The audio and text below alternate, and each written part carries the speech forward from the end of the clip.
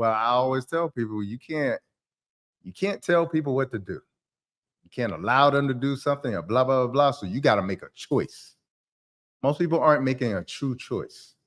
Okay, most people aren't getting to know their partner. And so, from my perspective, what I will tell you is that again, it goes back to that the whole thing: is it a non-negotiable or negotiable? But what I will tell you, this is most women don't pull their bag of tricks out until much later. Much later, meaning after marriage? Much later in the relationship. Okay. That's the truth.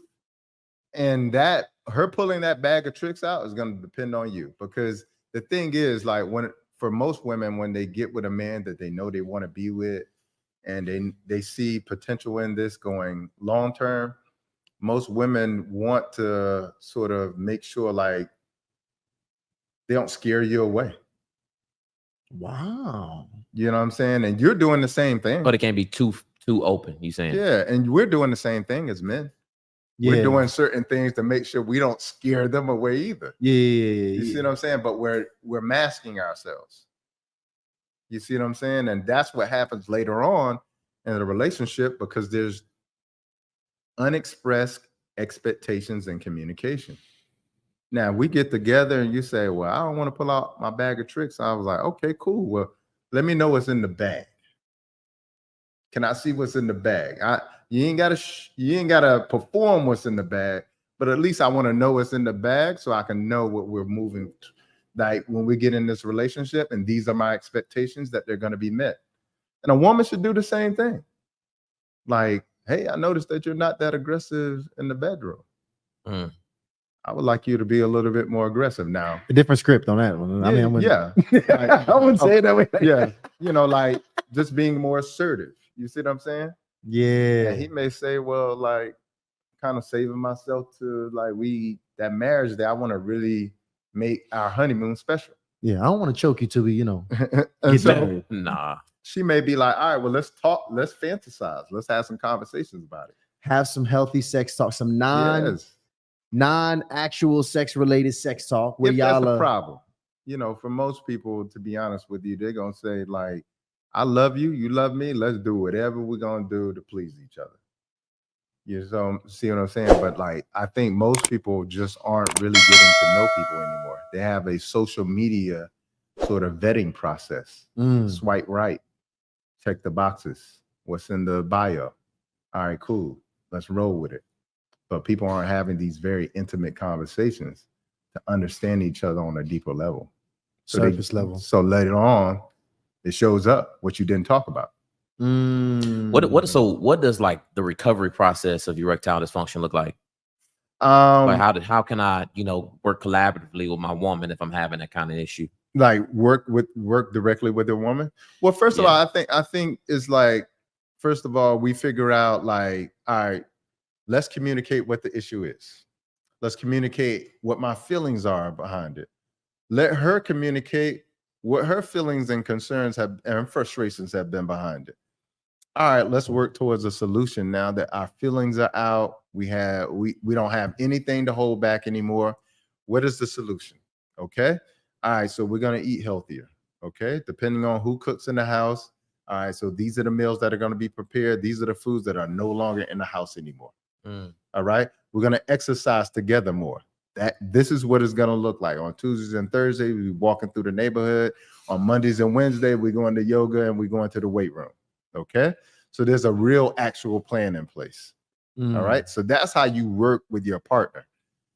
They need to see you working in that direction. Right. Got it. Okay. And if you working with them, we're going to the gym together, we eating different together, then they know you working towards that direction. So even if in the meantime, in the healing process where you haven't completely healed, they can respect it. Is it okay for them to have some level of resentment while they're going through that process? I think it's human. I think it's human to be frustrated. Right. I think people get resented when they see there's no effort, when there's neglect. But when I feel like when there's proper communication and people have come to an agreement about what the solution are, and you're working together towards that solution, I feel like the resentment goes out of the window, and there may still be some frustration because they're human, but people can deal with frustration. I want to ask this though: how long a healthy man? How long should his sex life be able to carry out? Like, what's the duration? Because I think libido levels, they do evolve and change from your 20s, your 30s, your 40s, your 50s. What is that like decline, if you will, look like, and what should it be? Well, they say by the age 70, 60% of men have erectile dysfunction. Hold on. That was a bar. Yeah. So an unfortunate bar. Yeah. 70 years old. Yeah. By the age 70, 60% of men have erectile dysfunction. But here's the thing. I've had men come in to the hospital or to the clinic to pick up prescriptions for Viagra, and they're 82. So they still want to have sex. Right. Like, don't think just because people are older, like the urge isn't still there. You see what I'm saying? So like, and especially for a man, like a man in his 80s can still have children. You see what I'm saying? So the urge will be there for a man as long as he's healthy. You see what I'm saying? So it depends on his level of health. So hold on, wait. So this is kind of crazy. So when you have erectile dysfunction, you have just as much as of a fire and an urge to have sex, and you just not getting up, is what you're saying? Yeah, you could still have libido, the urge to have sex, but not have the function to perform. Wow. So the libido quite often is a psychological component. Yeah. And then the erectile dysfunction is the physical component. You see what I'm saying? That makes sense. Yeah. Man, that makes a lot of sense. So, man, Dr. Bobby, you give me some game right now. So let's talk about, you talking about that brother going in there, the old brother going in there for shout out to you, brother. Because by the way, to know that the libido can last and live that long is exciting. Because I'm trying to be one of them 40%ers that's making it past 70 years old and still able to go ahead and please my lady. But I want to talk about the honey packs, the gas station pills. Ooh. I want to talk about the short-term solutions, because we actually had a brother here that wanted us to put the honey packs up as an item to sell to people for promotion. And we turned it down, y'all. We said, listen, that's against, we stand for some more Harley initiative. I'm not selling my men no damn honey packs. It was all natural, whatever that means. All natural honey pack, right? Yeah. Talk to me about that. Talk to me about the honey pack. First of all, implicitly stay out of the gas station to solve your sexual no rock hard weekends. Yo, stay out of the gas station. That's one of them, rock hard weekend. Okay, sound like what? Really? Yeah, I see it all the time up there, rock hard weekend. That is well branded, by the way. Well branded. Okay, so yes, stay out of the gas station, because here's the thing. Ultimately, in the long run, that's gonna make things even more complicated and dysfunctional, because most of those things affect the heart. Most of those things will eventually affect the blood flow, because most of it is just trash in terms of the ingredients that are in many of these weekend pills. Yeah. So I highly recommend, instead of trying to address the symptom, to address the cause with a lot of men. Now I know a lot of men, stop in the gas station to grab these things, but from my experience, it actually makes things worse in the long run. And is it all of them? Because I get how the gas station pills work, but what about the honey packs? Because I know fellas, listen. I'm gonna tell you, I don't know any of these. Okay. You don't know the honey packs? No, I don't know about any of these. I've used the honey pack a couple times, and I feel like it worked. I want to say it worked, but it could have just been mental. No, the honey packs do work. They do work. So what happens is, and it is supposedly all natural. It's like a bunch of sugar, ginseng, like things to like trash. Sugar? Well, it's honey. It's honey. It's like real honey packaged in ginseng and like, a bunch of other like horny goat weed and like a bunch of other stuff, like, things that really get you going. Okay. And you take, it's all packaged in honey. Yeah. You take a tube of it. Like a little Go-Gurt, except for it's honey inside. And here's why I know it works. Because you literally feel your heart rate increase. Which is not good. Like you feel your heart rate increase and your desire. So that's the mechanism of action, is to increase the heart rate, because that's increasing what? Blood circulation. Flow. Right. Okay. But you're gonna have to pay the cost of unnaturally stimulating your heart to beat that fast. Now, what I will say is the one ingredient that you mentioned, the horny goat weed, that is an actual herb that is, I would say that one's useful. Okay. Okay. I don't know I would very seriously doubt that the honey is actually real honey. No, for sure. Yeah, I would seriously doubt that, because even most honey that you buy, even in a Whole Foods, is not real honey. So I would highly doubt that that's real honey. That's the first thing. So it's really probably high fructose corn syrup, which again, I think it is. So which again, down the line is going to complicate things. Well, okay, so is Viagra not included in that same thing that eventually to complicate things, or Viagra? Okay, same, just a drug or something. Yeah. Because a Viagra is what is called a PDE5 inhibitor. Okay.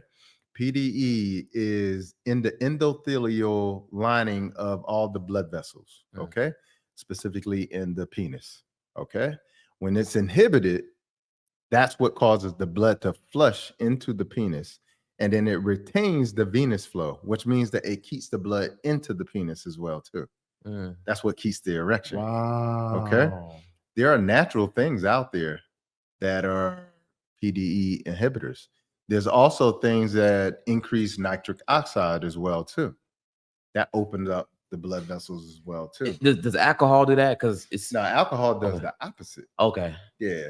So what happens is so why do people have good sex? Like, the sex is psychological. When you drink alcohol, what do? You lose your inhibitions. Oh, so even though you may feel more erect, or you may feel more confident, it's still feel more confident. Okay, got you. So that's what alcohol does. It's like you go out, right, to the bar, you're all nervous, you want to talk to a girl, you see she's fine over there, you ain't got no courage. You drink a little bit of toxic liquid courage, all of a sudden you're like, I'm about to go do this. Got you. You got the courage. All right, you go over there, now you're confident. You walk away, she says no, you like, cool. You see somebody else walk by, and you go like, you still confident. Hey, what up? You see what I'm saying? So like, it's really about confidence. It's not that the alcohol increased the blood flow or anything. Really? I can see that being an issue though, because I know guys who, they regularly have some, a liquor or two when they get ready to have sex. I think women probably see that too. Probably a guy or two that they might be messing with. Usually some kind of drinks involved. Yeah. So over time, I'm assuming the liquor just kind of makes it worse. It makes the situation worse. Okay. Yeah. So let me tell you, the funny thing is a lot of people in here are actually lost, and it's the ladies, because listen, ladies, y'all do not know the secrets and what men go through in the background of actually wanting to perform. Because again, men want to perform for you guys. So you don't know about all these tricks and trades that men are using to come. So that one time where you thought that man really laid it down and slayed you, he was on a rock hard weekend. You didn't even know what was really going down and flowing through that brother's bloodstream. I remember in high school, I had a dude that wanted to perform with this chick so bad that in high school, I'm talking about we're at peak. All me and my homies, we were athletes. Yeah. Like some of the best shape of our lives. Unfortunately for those guys, the best shape they'll ever be at that point. Yeah. And I remember they would solicit some of the coaches for Viagra. Really? Because like they was like, yo, I'm trying to go crazy on them. Yeah. I've heard that, like taking a half a pill or something like that. I've heard Pop of that. A half, and that's what they'll, hey, look, listen. All right, look, hey, come here. No, just take a half. Don't take the whole thing. All right. Just take a half. Take it about an hour before y'all get it going. And put that aside. Matter of fact, bring that other half back. It's more recreational.